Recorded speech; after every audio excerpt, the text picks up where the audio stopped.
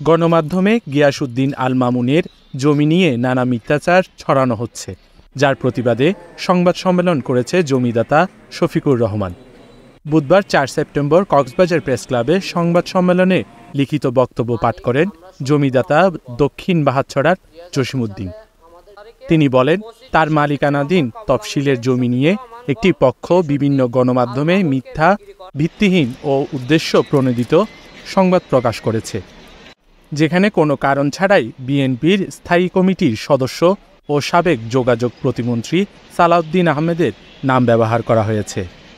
আমার মালিকানা উক্ত তফসিলের জমি নিয়ে একটি পক্ষ বিভিন্ন গণমাধ্যমে মিথ্যা, ভিত্তিহীন, উদ্দেশ্য প্রমাণিত সংবাদ করেন।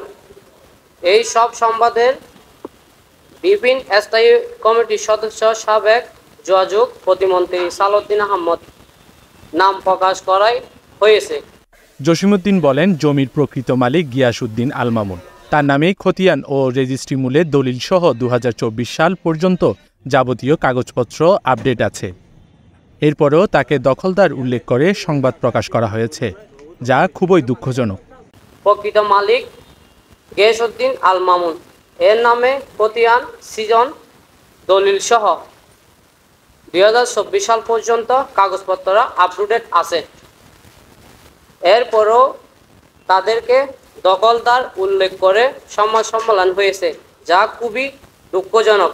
জসিমউদ্দিন আরও বলেন, তিনি জমির প্রকৃত মালিক, যেটি বিক্রির পরে ছাত্রলীগ নেতা ইশতিয়াক আহমেদ জয় ও ফয়সাল সহ কিছু দখলবাজ ভোগ দখল করতে দেয়নি। সশস্ত্র সন্ত্রাসী পাহারা বসিয়ে দখল করে রাখে। পট পরিবর্তনের পর দখলবাজরা পালিয়ে গেলে জমির প্রকৃত ক্রেতারা জমি বুঝিয়ে নিতে আসলে জসিমউদ্দিন জমির প্রকৃত বিক্রেতা হিসেবে জমি বুঝিয়ে দেয়। এখন কোনো দখলের ঘটনা ঘটেনি, বরং দীর্ঘদিনে জবরদখল অবমুক্ত হয়েছে। ছাত্রলীগের ইশতিয়াক আহমদ জয় ও আব্দুল হালিম ফয়সাল কিছু অস্ত্র ও দখলবাজ আমার বিক্রি জমিন ক্রেতার বুক দখল করতে দেয়নি। শস্ত্র অস্ত্র পাহারা বসিয়ে দখল করেন। পট পরিবর্তনের পর দখলবাজ পালিয়ে গেলে আমি প্রকৃত ক্রেতার জমিন বুঝাইয়া দিতে আসিলে আমি জমির প্রকৃত মালিক হিসাবে এখানে দখল কিছু নাই, দীর্ঘদিন ধরে জবরদখল মুক্ত হয়েছে। তাই আমরা দখল মুক্তে যখন গিয়েছি তারা আমাদের মিথ্যা এবং বিভিন্ন গণমাধ্যমে মিথ্যা প্রচার করেন, তার জন্য আমরা এই দুঃখ প্রকাশ করতেছি। এই জায়গাটা ২০০২৮ দাগের না, সেটা ১০০% সত্য, এবং যারা আমরা বিক্রি করেছি হয়তো আমরাও বলতে পারি।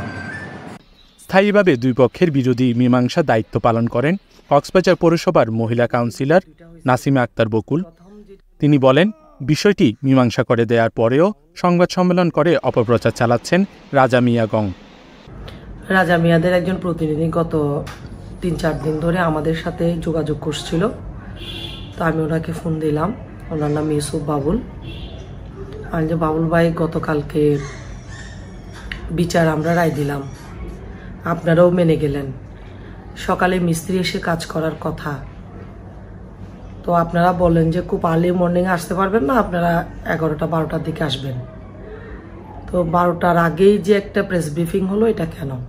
শফিকুল ইসলাম গংদের ২৬ নাম্বার খতিয়ানের জায়গাকে খাস খতিয়ান বলে উল্লেখ করে ওনাকে বুঝিয়ে দিয়ে ওনার থেকে ৪০ লক্ষ টাকা হাতিয়ে নিয়েছে। ১৫ লাখ টাকা একবার, ২৫ লাখ টাকা মনে হয় একবার, ৪০ লক্ষ টাকা হাতিয়ে নিয়েছে। এর জায়গার মধ্যে 144 করা আছে। আমি মনে করি রাজা মিয়া গংদেরকে বলবো যে কোনো ধরনের উচ্ছৃঙ্খলা এবং কোনো ধরনের মারামারি হানাহানিতে না গিয়ে কাগজ অনুসারে হিস্সাটা বুঝে নেওয়ার জন্য। গিয়াসউদ্দিন আল মামুন সাহেব হলেন বাংলাদেশের অনেক বড় বিজনেসম্যান, ওনার সর্বত্র জায়গা জমিন এরকম অনেক রয়েছে। যদি এই জায়গা প্রয়োজন হয় পরবর্তীতে ওনার কাছ থেকে ওনারা চেয়ে নিতে পারেন। এবং গতকালকে আমরা একটা প্রস্তাবও দিয়েছিলাম, যেহেতু ফ্রান্স প্রবাসী রাজা মিয়ার সামনের মুখটাই হলো গিয়াসউদ্দিন আল মামুন সাহেবের জায়গা, সেহেতু আমরা বলেছিলাম যে ওনার এই জায়গাটুকু না হলে রাজা মিয়ার পুরো জায়গাটা নষ্ট হয়ে যাবে। যদি পারেন তাহলে আপনারা সবাই বলে যে গিয়াসউদ্দিন আল মামুন সাহেবের কাছ থেকে এই জায়গাটা ওনাকে ন্যায্য মূল্যে খরিদ করে দেন, নয়তোবা ফ্রান্স প্রবাসী রাজা মিয়ার জায়গাটা ওনাকে কিনে নিতে বলেন।